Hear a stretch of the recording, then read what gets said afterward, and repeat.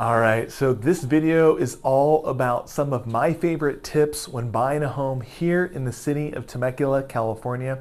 These are some things that I think are just good to know. They don't necessarily fit in some of my other videos, but I think it's good information for you guys. So let's go ahead and get into it.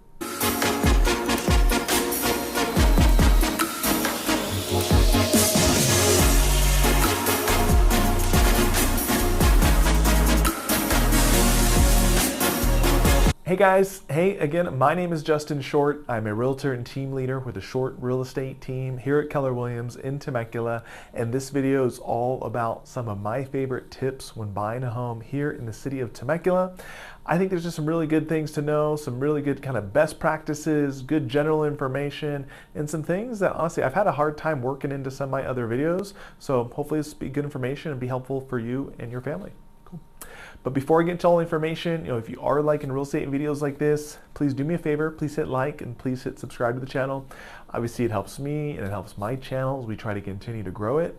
And then if you guys have any real estate questions, you can feel free, you can reach out anytime. You can see my information either down below or at the end of the video. You can feel free to call, text, you can email me.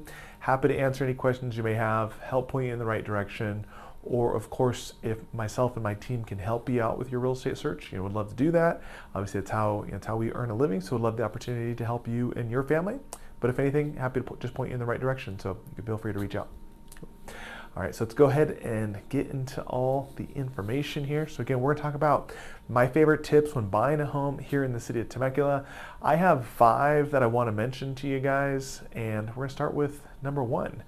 So the first thing I want to mention is when you're buying a home in Temecula, you should 100% absolutely be paying attention to 2 things that I think most people miss.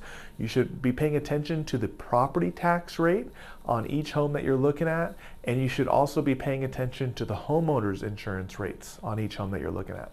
So the tax rates, I'll kind of give you this long-winded explanation, but in general, the city of Temecula, all homes across the board have the same base standard tax rate, and that's right about 1.1%. Okay, so whether you're buying a home, that was built in 1975 or a home that's built in 2025, they're going to have that same base standard tax rate percentage. Okay, but what the differences are is in addition to that base tax rate, each home, each neighborhood, especially tract home neighborhoods, but each property is going to have additional special assessments on top of that base tax rate.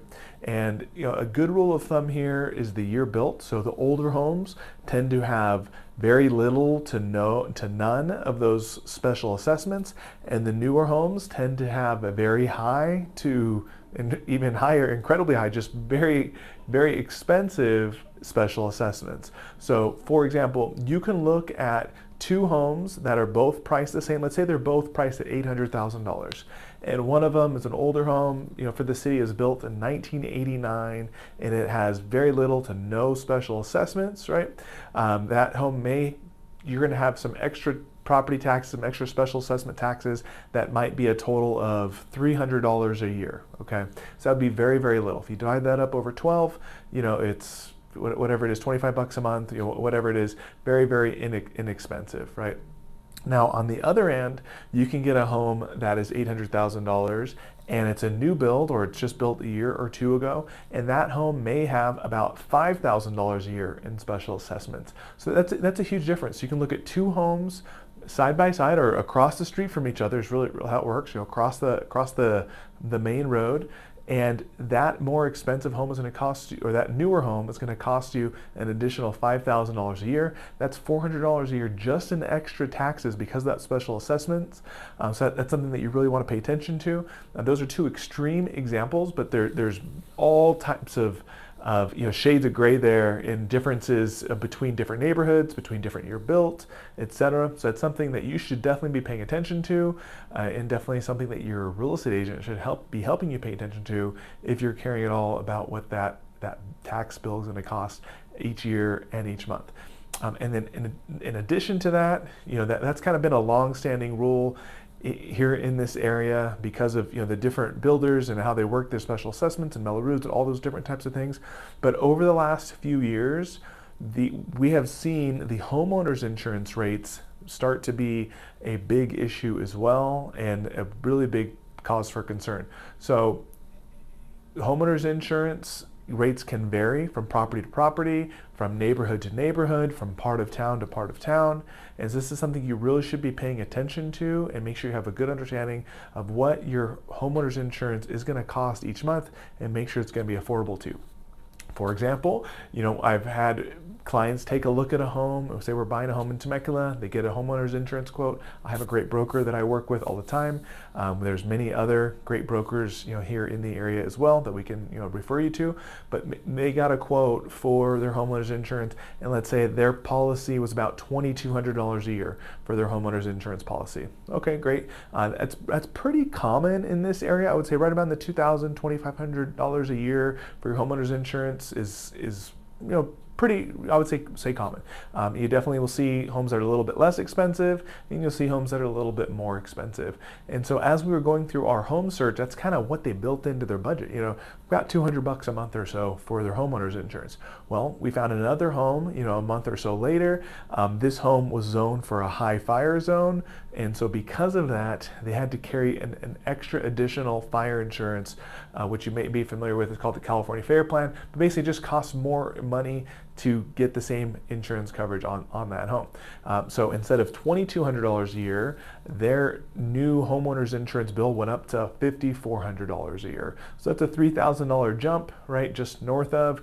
That's an extra $250 plus per month in extra costs. And so if we're looking at these two, just your homeowner's insurance rates and your extra property tax rates, you can feasibly be paying an extra $700-800 a month compared to what you were anticipating on paying, and because this is something you weren't necessarily paying attention to. So this can mean either one, your expenses are going to be way more expensive than you originally thought, or two, you're just not going to be able to afford the home that you fell in love with, or three, you're going to have to cancel your purchase and go find another home because it's no longer feasible, right? You got to move on to find the next one, and none of which are good things. And so it's something you really want to pay attention to. So in short, pay attention to property tax rates, pay attention to homeowners insurance rates, because they can get super expensive. So cool. All right, number two. I think this is a good tip for people that are paying attention to school districts. And so if you're not familiar, Temecula Valley Unified School District is a very highly rated school district. It's one of the top districts in the state of California, and is very highly rated even like the national levels. And really, it's a big reason that people decide to make a move here to be a part of a top rated school district. And I think that's a good thing. Most people like that idea to move their kids into a highly rated school district. Okay. Something that I wanted to mention to you guys is you can actually purchase a home that will show as Murrieta as the address. So it's the address shows as a Murrieta address, but that home is still zoned for the Temecula Valley Unified School District. So it's not a large area, it's a small portion of the East Murrieta area, but there are parts of Murrieta. I actually used to live in this area. There are parts of Murrieta that you can buy a home in and still be zoned for the Temecula Valley School District. So some of the school district lines in this area are a little bit wonky.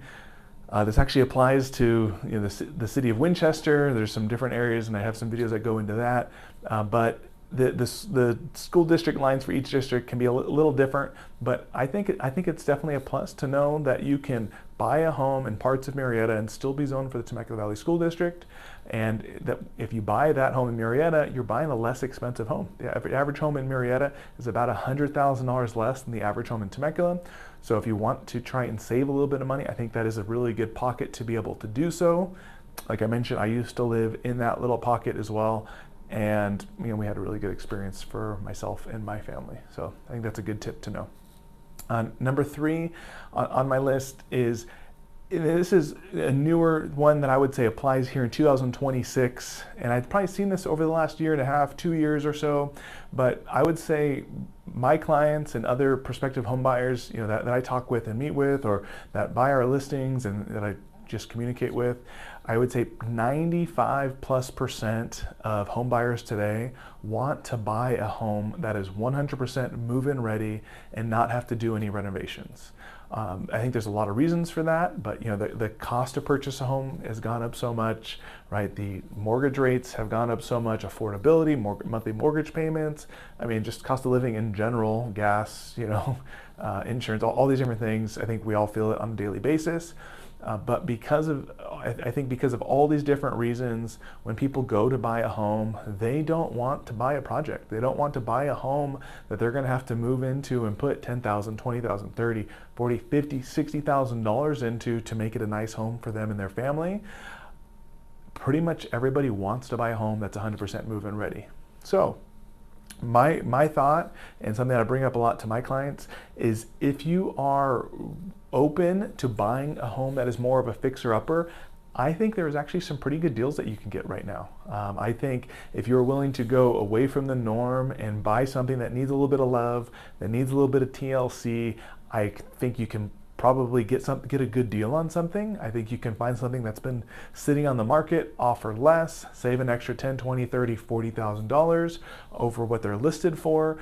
Go in, and if you're willing to put some sweat equity into the house over the next couple of years and kind of make it your own, maybe make some sacrifices, I think that if you're willing to buy a fixer-upper, I think you can actually find some pretty good deals. And with where home prices are, I don't think there's a lot of those today.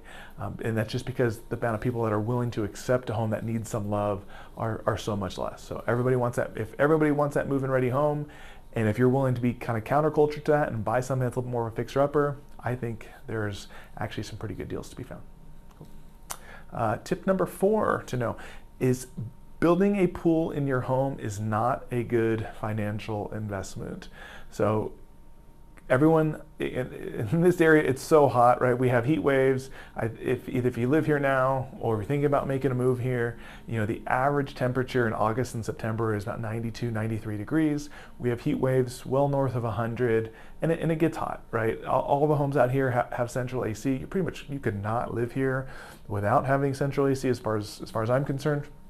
It's a hot area. I think most people realize that, and because it is such a hot area, most people, a lot of people, like the idea of putting a pool in their backyard and having a pool for them and their family to use.